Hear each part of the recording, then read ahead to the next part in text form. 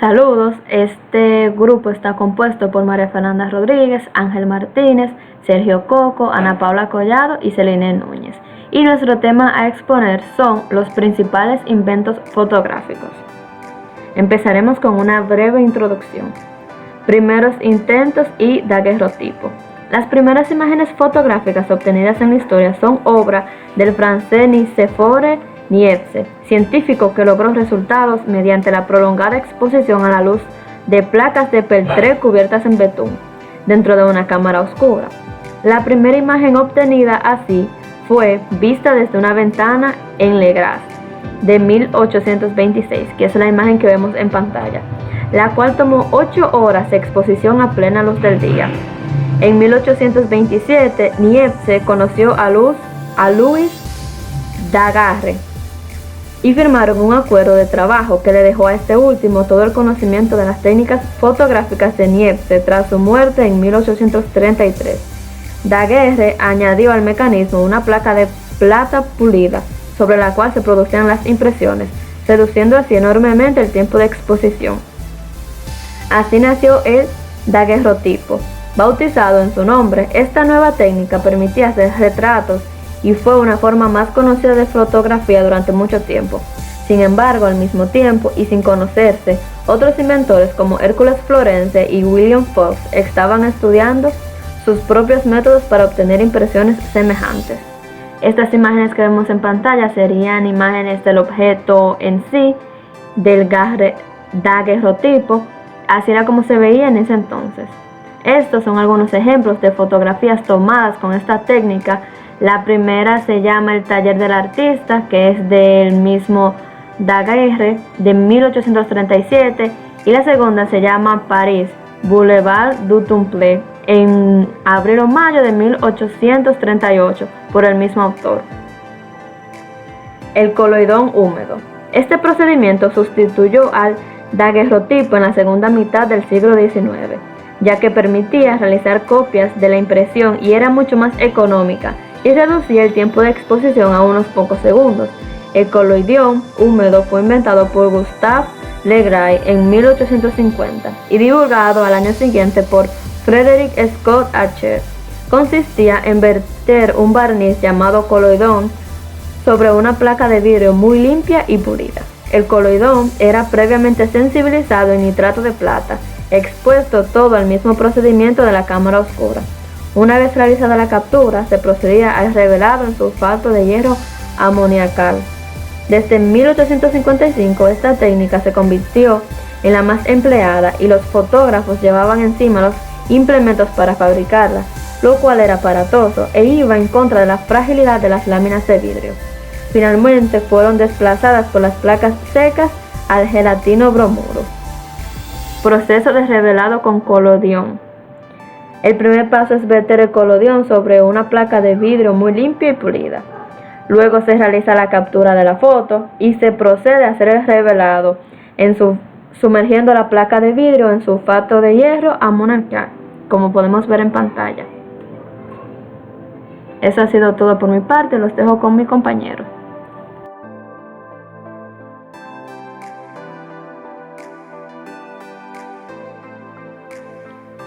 Muy buenas a todos, mi nombre es Miguel Ángel Martínez Cid y yo os voy a continuar con la exposición.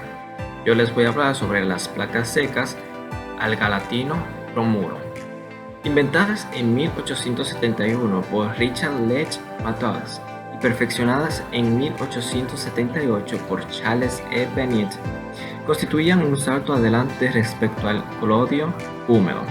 Permitía obtener negativos en vidrio que se podían positivizar sobre papel para hacer copias de la foto. Esta técnica empleaba también láminas de vidrio que eran recubiertas en una solución de bromuro de cadmio, agua y gelatina, sensibilizadas con nitrato de plata, y luego expuesta en una cámara oscura a la imagen que se deseaba capturar. Con las placas secas se permitió emplear materiales secos y reducir el tiempo de exposición a un cuarto de segundo, algo muy cercano a la posterior fotografía instantánea. Algunos de sus más importantes fabricantes en Francia fueron los hermanos Lumière, célebres inventores del cine. así como Guillermino Etzier y Agfa. Como mencionamos antes, la placa seca consistía en la exposición del negativo fotográfico en seco que buscaba ser una solución a las desventajas que representaba la utilización del collodion húmedo, principalmente la manipulación del mismo en exteriores. Este método también otorgó la posibilidad de que la fotografía no fuera revelada instantáneamente, opción que era muy útil en aquel entonces para aquellos que realizaban viajes o expediciones. Las primeras investigaciones dieron origen a este proceso. Fueron potenciadas por las desventajas del collodion húmedo. Las placas secas se diferenciaban del collodion húmedo en cuanto a su aspecto físico, por poseer un color más oscuro. Las extensiones de la emulsión del forma regular en su superficie, su densidad conductiva eléctrica, entre otras cosas. Y fue el fotógrafo británico Charles E. Bennett en 1878 quien propuso la utilización de una plancha seca recubierta con una emulsión de gelatina y bromuro de plata, similar a las modernas. En 1879, Swan patentó el papel seco en bromuro. Las novedades que esta traía era la capacidad de mantener sus propiedades fotográficas por un periodo de tiempo extenso. Este podía durar entre meses, inclusive años, una vez producida, lo que desligaba al fotógrafo de la carga de un laboratorio y convertir a la fotografía en una práctica más accesible a todo el mundo. Se convirtió más portátil, lo que llevó también a la adaptación de las cámaras que se ajustaran a esta portabilidad. Era más rentable, abrió las puertas a un nuevo mercado para la industria que se dedicaron a producir este material y que hicieran que aparecieran en tiendas fotográficas especializadas. Otra novedad fue que también la alta fotosensibilidad con la que contaban las nuevas películas 10 veces más sensibles a la luz de la película de collodion. Mi nombre es Sergio Coco y voy a continuar con nuestra exposición. La primera fotografía con color permanente fue tomada en 1861 por el físico escocés James Clerk Maxwell. Presentó su método aditivo de fotografía en color en Londres, con la intención de demostrar que cualquier color podía obtenerse mezclando luces de los tres colores primarios, rojo, amarillo y azul, en diferentes proporciones. Probó la teoría haciendo pasar la vez a través de filtros coloreados, combinados y proyectando el resultado en una pantalla. Fue el primer sistema aditivo aplicado a la fotografía en color y recibió el nombre de tricromía. La fotografía en color que realizó Maxwell fue a partir de 3 fotografías sucesivas, cada vez con la lente tras un filtro diferente, rojo, verde y azul. Sin embargo, no hubo forma de fijar los colores a la foto y generalmente las fotografías del siglo XIX y principios del siglo XX eran coloreadas a mano usando acuarelas, óleos u otros pigmentos. La primera placa fotográfica color fue patentada en 1903 por los hermanos Lumière y llevaba en 1907 a los mercados comerciales bajo el nombre de Autochrome. Con soporte de vidrio, se basaban en un sistema de rejilla de puntos semejantes al que luego tuvo la televisión de color. En 1903 patentaron un proceso para realizar fotografías en color, el Autochrome Lumière, lanzado en el mercado en 1907. Posteriormente, Louis Lumière continuó con sus experiencias, inventando el fotograma y la fotografía en relieve. Los hermanos Lumière inventaron la placa seca. Fue sustituido poco a poco desde el principio del siglo XX por la película, que iba acompañada siempre con un papel de base, hasta que George Eastman comercializó la película de celuloide. La película fotográfica a color fue inventada recién en 1935 por la empresa Eastman Kodak y comercializada como Kodak Chrome, utilizada hasta 2009. En 1936, la versión de Agfa llamada Agfa Color llegó para quedarse. Le voy a pasar con mi compañera Ana Paola. Gracias. Buen día, mi nombre es Ana Paula Collado y continuaré con la película fotográfica. El filme fotográfico fue inventado en 1884 por el estadounidense George Eastman, usando largas tiras de papel recubiertas con emulsión fotosensible. En 1889 inventó la primera película flexible y transparente en tiras de nitrato de celulosa, marcando un antes y un después en la concepción de la fotografía. A partir de entonces, empezó a emplearse cada vez más el rollo fotográfico, y este fue además clave para el desarrollo de la cinematografía. Composición de las capas y los formatos de las películas. La película está formada por capas que son diferentes según el empleo al que se destine.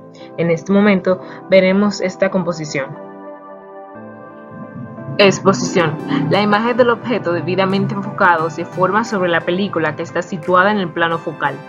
El tiempo de exposición depende de la sensibilidad de la película y de la iluminación ambiental que influye en la cantidad de luz reflejada por el objeto y la cual entra en la cámara.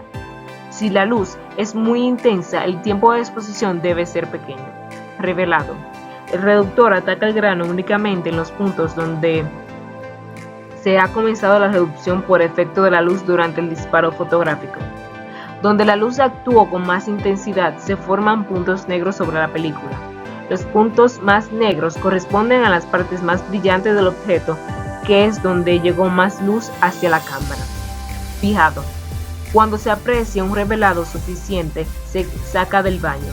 En la película queda aún bromuro de plata sin reducir, que es necesario retirar, ya que de no hacerlo, al exponerla a la luz, se ennegrece totalmente y se vela la película.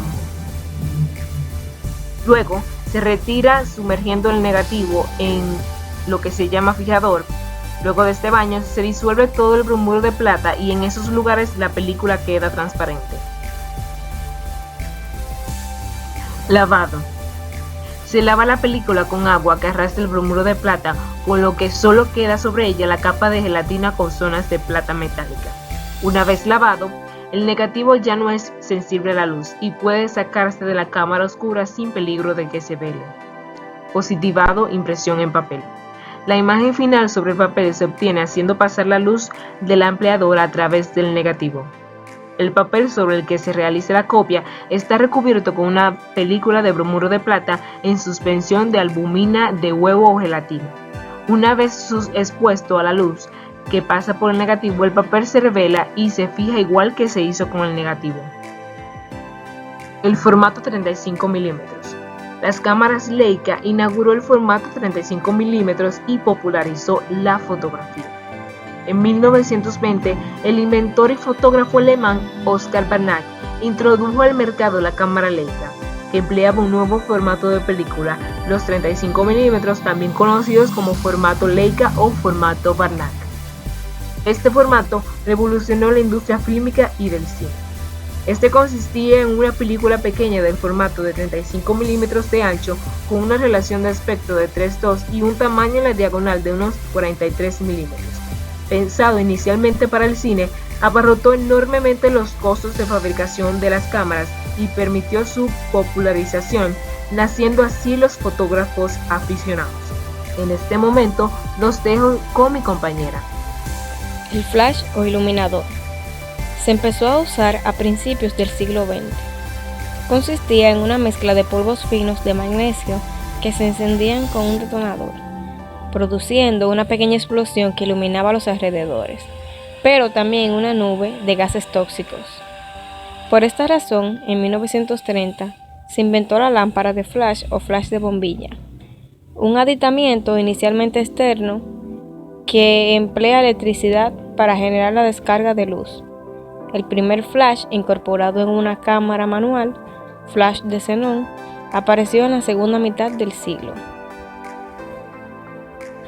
La fotografía digital es la vertiente más recientemente inventada, que saca provecho de las tecnologías que trajo consigo la revolución informática de finales del siglo XX.